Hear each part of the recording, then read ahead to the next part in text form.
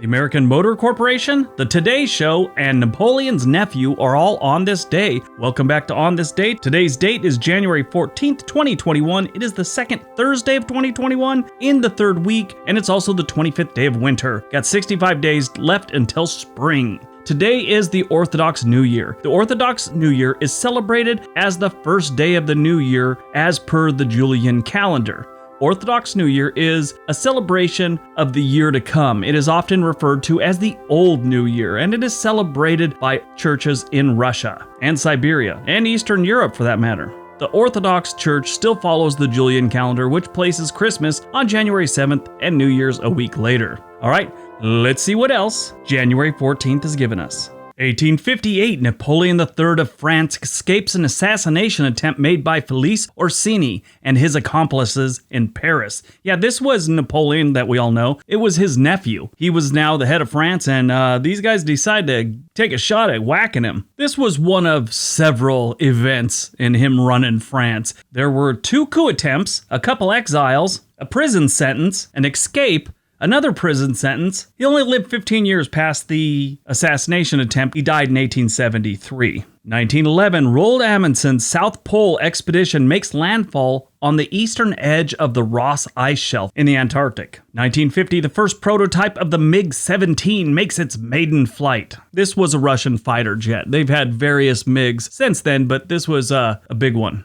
1954, the Hudson Motor Car Company merges with the Nash Kelvinator Corporation, forming the American Motors Corporation. Now, Hudson had been around forever, so had Nash. Nash at one point had merged with a appliance manufacturer called Kelvinator, so it was called Nash Kelvinator. Anyway, they merged together, brought all their cool ideas, and made American Motor Corporation. Nash was a very interesting company. They did like one of the first muscle cars, the first American compact car. They did all kinds of firsts. They were like the first company to add seat belts to a car. Yeah, they're really interesting. Hudson Motor Companies also has a long, wonderful history. These are 2 great American corporations that if you ever get a chance, there's books on both of these companies. Very interesting. Even if you're not a car person, it's kind of a big part of American history.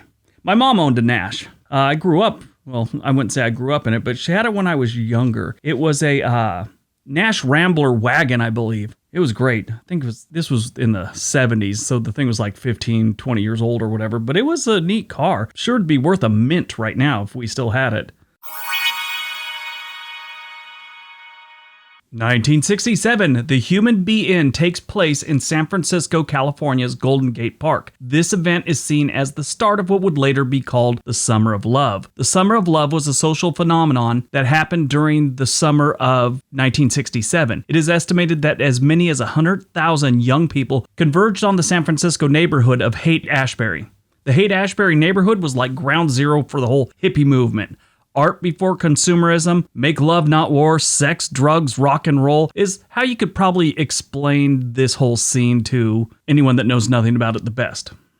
Psychedelic music was a big part of the culture, and local hate bands such as the Grateful Dead, Big Brother and the Holding Company, and Jefferson Airplane became stars. That's just 3 of the biggest ones.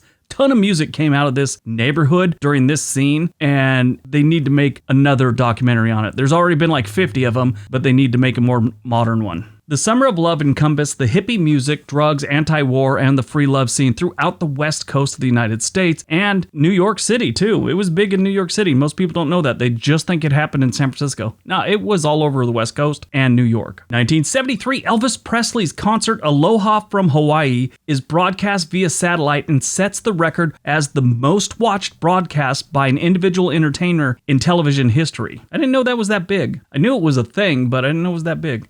Interesting. 2004, the national flag of the Republic of Georgia, the so-called five-cross flag, is restored to official use after a hiatus of about 500 years. Yeah, talk vintage. They went way back. 500 years. Movies released on January 14th. Okay, so the first one's not really a movie, but 1952, on January 14th, was the first episode of The Today Show with Dave Garroway. Yeah, it's still going to this day. 2005, Electra with Jennifer Gardner. You know, this movie sucked, and I shouldn't bring it up because I want to tell you about things you should see. Now, they did have an epic ending fight scene, which was really good. The rest of the movie really sucked. It's too bad, too. In the days of the comic books, or the comic books are still going, but when I used to read comic books when I was younger, Elektra was an amazing comic, and they just butchered it with this movie, and it's too bad. Now, when they did the series on Netflix of Daredevil and Elektra has something to do with that, it was a lot better. It was a little more true to the comic. It was kind of nice. But, you know, Jennifer Gardner is a good-looking girl, especially back in the day, but her wearing a bikini and fighting ninjas just didn't do it for me. I don't know why. You think it would. I'm a man, after all. Born on January 14th, 1741, the biggest dick of all, Benedict Arnold. Yeah, that guy's got some history, and I think I talked about him last year, and he deserves to be brought up again. He was a pretty good military officer for the Continental Army until he decided to switch sides. And that's where he got his bad reputation. He got chased out of the United States, and they basically gave him asylum in Canada. Now, I'm really broad brushing this here. There was a lot more that went to it, but he was such a dick there that he became the most hated man in Canada, and he eventually had to go to England. Piece of work, that dude. 1948, Carl Weathers is born. Most people don't know it, but Carl Weathers, he played Apollo in the Rocky movies. He was also a professional football player for a while. That's how he got his start. He played a few years for the Oakland Raiders back in 1970 and 71, and then moved on to the Canadian Football League with British Columbia Lions from 1971 to 1973. So yeah,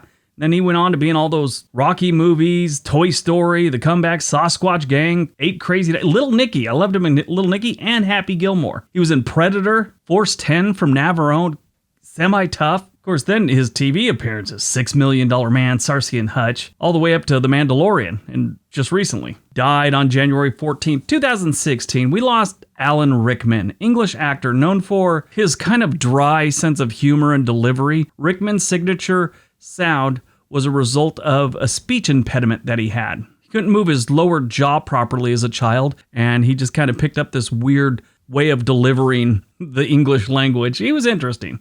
He was in Love Actually, Hitchhiker's Guide to the Galaxy, Die Hard, Harry Potter movies, Dogma, which he played a great part on that one.